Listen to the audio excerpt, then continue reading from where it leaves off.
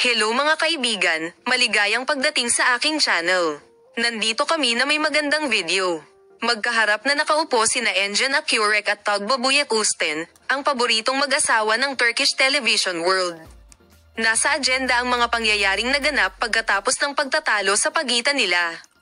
Ang proseso, na nagsimula kamakailan sa pagdala ni Tugba sa kanyang dalawang anak sa Paris, ay lumipat sa isang bagong dimensyon na may sorpresang kilos na ginawa ni Engin Akyurek. Narito ang lahat ng mga detalye tungkol sa emosyonal na panahon sa relasyon ng mag-asawa.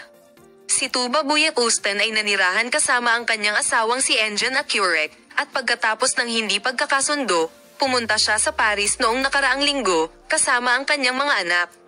Ang desisyong ito ay nagulat sa mga tagahanga ng mag-asawa at sa kanilang malapit na bilog.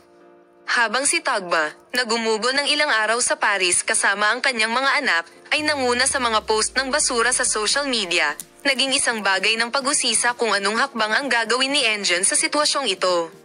Habang humahaba ang pagbisita ni Tugba sa Paris, ang pag-alis ni Engin Akyurek sa Paris kasama ang kanyang pribadong eroplano ay nagpasigla sa kanyang mga tagahanga.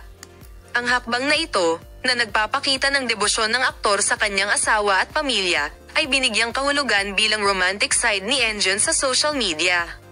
Patuloy kaming magbabahagi ng detalyadong impormasyon tungkol sa paksa. Patuloy na manood ng aming channel.